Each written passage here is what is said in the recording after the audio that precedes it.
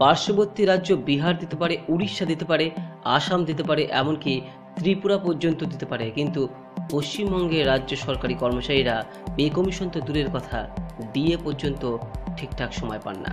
ভারতবর্ষের পশ্চিমে যে সমস্ত রাজ্য রয়েছে তাদের কথা নয় ছেড়েই দিলাম, কারণ তাদের অনেক সময় দেখা যায় যে কেন্দ্রীয় সরকারের আগেই তারা ডিএ বা পে কমিশন ঘোষণা করে। তাহলে প্রশ্ন হচ্ছে যে পশ্চিমবঙ্গের ক্ষেত্রে কেন এত সমস্যা, সে ডিএর ক্ষেত্রেই হোক বা পে কমিশনের ক্ষেত্রেই হোক না কেন। চলুন এই ভিডিওর মাধ্যমে বিস্তারিত জেনে নেব যে পশ্চিমবঙ্গের ক্ষেত্রে কেন এই ডিএ পে কমিশন সংক্রান্ত বিষয় বারবার পিছিয়ে যায়।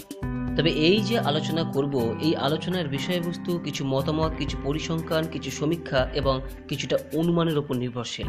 তাই আমার ভাবনার সঙ্গে আপনার ভাবনার মিল নাও হতে পারে। আপনার কি মতামত নিচের কমেন্ট বক্সে অবশ্যই জানাবেন, কিন্তু ভাষার সৌজন্য রাখবেন। আর আমার মতের সঙ্গে যদি মিল হয় তাহলে অনুগ্রহ করে ভিডিওটি লাইক করবেন, পারলে শেয়ার করবেন।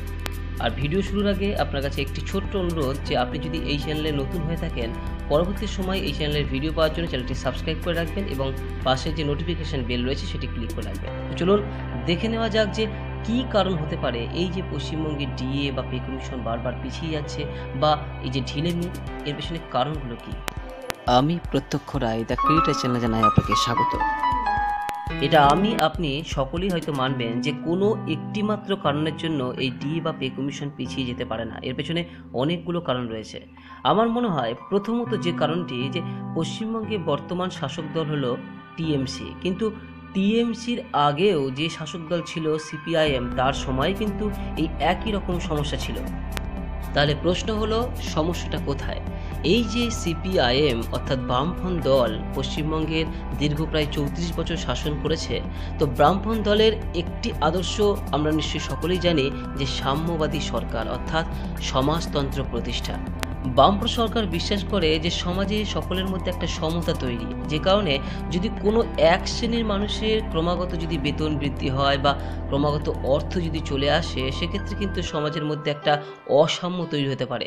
যে কারণে বামফ্রন্ট কিন্তু বারবার চেষ্টা করেছে যে সরকারি কর্মচারীদের বেতন খুব যাতে বৃদ্ধি না পায়। কিন্তু 2011 সালে তৃণমূল সরকার আসার পর তারা কিন্তু এই বামফ্রন্টের নীতি কিন্তু অনুসরণ করেছে। তারা অর্থাৎ তৃণমূল সরকারের কর্মকর্তারাও বিশ্বাস করেন যে সমাজের এক শ্রেণীর মানুষের অর্থ বিপুল পরিমাণে যাতে বৃদ্ধি না পায়। যদিও সরকারি কর্মচারীদের বেতন বৃদ্ধির অধিকার একটি নৈতিক অধিকার এবং এই নৈতিক অধিকার কোনো দলই কিন্তু খর্ব করতে পারে না। সরকারি কর্মচারীদের বেতন বৃদ্ধি মূলত হয় মূল্য বৃদ্ধির উপর নির্ভর করে। সেক্ষেত্রে সরকারি কর্মচারীদের বেতন বৃদ্ধি করা অবশ্যই কিন্তু আবশ্যক, কারণ সমাজের অর্থনৈতিক গতিশীলতা আনতে সরকারি কর্মচারীদের বেতন বৃদ্ধির প্রয়োজন রয়েছে।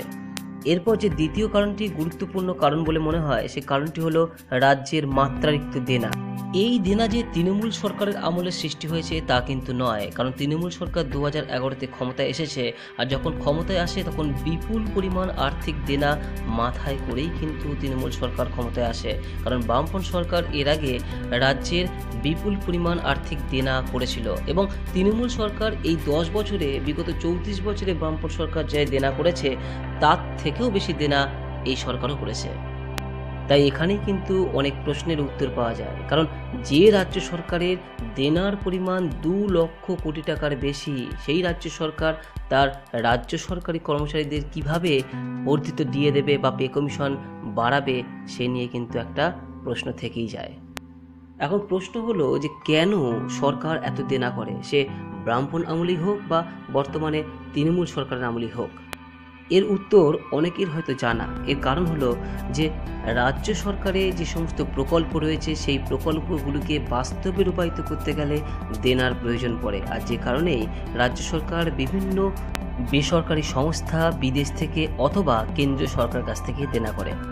এই যে দেনা শুধুমাত্র পশ্চিমবঙ্গ রাজ্যই করে তা কিন্তু নয়, মহারাষ্ট্র, তামিলনাড়ু এই সমস্ত রাজ্যগুলোও কিন্তু দেনা করে। কিন্তু এদের সঙ্গে পশ্চিমবঙ্গের তফাৎটা কোথায়? পশ্চিমবঙ্গের সঙ্গে এদের তফাৎটা হলো যে ওই সমস্ত রাজ্যগুলির ক্ষেত্রে যেমন তারা ধার করে, ঠিক সেরকমই তাদের আয়ের উৎসও যথেষ্ট রয়েছে, কিন্তু পশ্চিমবঙ্গের ক্ষেত্রে আয়ের উৎস খুব একটা গড়ে ওঠেনি। কারণ পশ্চিমবঙ্গের ক্ষেত্রে যে বড় বড় শিল্প কারখানা, সেগুলো কিন্তু এখনও আসেনি।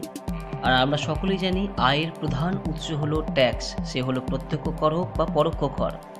এখন পশ্চিমবঙ্গের মানুষের ক্ষেত্রে সামগ্রিক দিক থেকে যদি ক্রয় ক্ষমতায় বৃদ্ধি না পায়, সেক্ষেত্রে আয়ের উৎস হবে কী করে? তার পাশাপাশি কেন্দ্রীয় সরকার বর্তমানে যে ইনকাম ট্যাক্স সিস্টেম করেছে, যে 5 লক্ষ টাকা পর্যন্ত কারো ট্যাক্স দিতে হবে না, সেক্ষেত্রেও কিন্তু পশ্চিমবঙ্গ অনেক পিছিয়ে যাবে। কারণ পশ্চিমবঙ্গের 90% মানুষ কিন্তু এই ট্যাক্সের আওতার মধ্যেই পড়বে না, যে কারণে যেখান থেকে পশ্চিমবঙ্গের প্রত্যক্ষ যে ট্যাক্স কিছুটা আদায় করা হতো, সেই ট্যাক্সও পশ্চিমবঙ্গ সরকার পাবে না।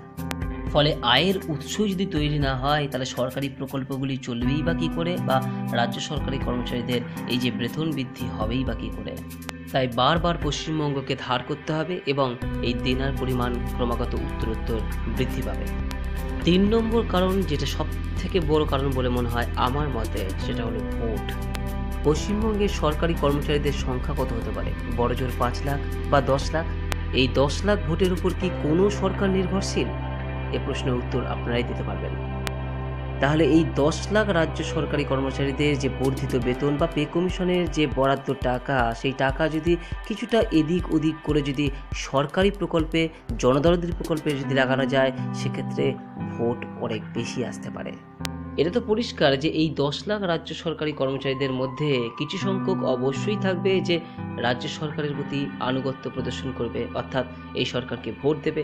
আর তার পাশাপাশি যদি এই যে বরাদ্দ টাকা জনদরদি প্রকল্পে যদি খরচা করা যায়, তাহলে সেক্ষেত্রেও কিন্তু ভোটের সংখ্যা বাড়বে, বই কমবে না। কারণ জনসাধারণের মধ্যে যতদূর মনে হয় একটা ধারণা তৈরি হয়েছে যে কেন রাজ্য সরকারি কর্মচারীদের এত পরিমাণ বেতন বৃদ্ধি পাবে। এর পেছনে কিন্তু জনসাধারণকে সম্পূর্ণ দোষারোপ করলে হবে না। কারণ যেভাবে মিডিয়াগুলি ফলাও করে বলে, একই ডিএ 3-4 বার মুখ্যমন্ত্রী ঘোষণা করার পর যখন ফলাও করে মিডিয়া প্রচার করে যে রাজ্য সরকারি কর্মচারীদের ডিএ বাড়ছে, তখন স্বাভাবিকভাবেই জনসাধারণের মধ্যে তার প্রভাব পড়তে বাধ্য। তাদের মনে হতে পারে যে কেবলমাত্র রাজ্য সরকারি কর্মচারীদের বেতন বৃদ্ধি পাচ্ছে, কই আমাদেরই তো কিছু হচ্ছে না। এরকম রাস্তাঘাটে, ট্রেনে, বাসে, অটোয় উঠলেই আপনি ক্রমাগত শুনতে পাবেন। আমি ঠিক বলছি না ভুল বলছি, অবশ্যই নিচের কমেন্ট বক্সে জানাবেন। সুতরাং রাজ্য সরকারি কর্মচারীদের বর্ধিত ডিএ বা পে কমিশন একটু পিছিয়ে দিয়ে যদি বরাদ্দ টাকা সরকারি প্রকল্পে বা জনদরদি প্রকল্পে যদি ব্যবহার করা যায়, তাহলে ভোটটা অনেক বেশি আসতে পারে। আমার এই ধারণা ভুল হতে পারে, ঠিক হতে পারে। আপনার মতামত নিচের কমেন্ট বক্সে জানাবেন। 4 নম্বর কারণ যেটি আমার মনে হয়, তা হলো ভারতের বিচার ব্যবস্থা। কারণ ডিএ পাওয়ার জন্য রাজ্য সরকারি কর্মচারীদের বিচার ব্যবস্থা শরণাপন্ন হতে হয়। ডিএ অধিকার কি অধিকার নয় তা নিয়ে মামলা 2 বছর পর্যন্ত চলে, কিন্তু তার বিচার কাজ এখনো পর্যন্ত শেষ হয় না, বিচার পর্ব চলতেই থাকে। হাইকোর্ট বারবার রাজ্য সরকারকে ভর্ৎসনা করে, কিন্তু তার রায়দান পর্ব এখনো শেষ করে উঠতে পারেনি, এবং কবে শেষ করে উঠতে পারবে সে নিয়েও সংশয় রয়েছে। ফলে 2 বছর ধরে চলা এই যে বিচার পর্ব, এই বিচার পর্ব কিছুটা হলেও রাজ্য সরকারি কর্মচারীদের মনোবল দুর্বল করতে সহায়তা করে, এবং সরকারও সুযোগ পেয়ে যায় যেমন চলছে চলুক, কোনো তো অসুবিধা নেই। তাই বর্ধিত বেতন বৃদ্ধি বা পে কমিশন পিছিয়ে গেলেও কোনো সমস্যা নেই। আমি মনে প্রাণে বিশ্বাস করি সমাজে শ্রেণীসাম্য অবশ্যই প্রয়োজন রয়েছে, কিন্তু তার মানে এই নয় যে রাজ্য সরকারি কর্মচারীদের যে প্রাপ্য যে অধিকার, যে বেতন বৃদ্ধি বা পে কমিশন, তাদেরকে বঞ্চিত করে এই সাম্যতা আসুক। কারণ একজন ব্যক্তি সরকারি চাকরির ক্ষেত্রে তখনই যায় যখন সেখানে সিকিউরিটি থাকে, সম্মান থাকে এবং বিশ্বাস থাকে। কিন্তু এগুলো যদি হারিয়ে যায়, সরকার যদি রাজ্য সরকারি কর্মচারীদের কাছে বিশ্বাসযোগ্যতায় পরিণত না হতে পারে, তাহলে সেক্ষেত্রে কিন্তু সরকারি বিভিন্ন কাজকর্মের মধ্যে ঢিলেমি আসবেই। কিন্তু আমি এটাও বিশ্বাস করি যে রাজ্য সরকারি কর্মচারীদের নিজের কাজে গাফিলতি দিয়ে শুধুমাত্র ডিএ করলেও হবে না।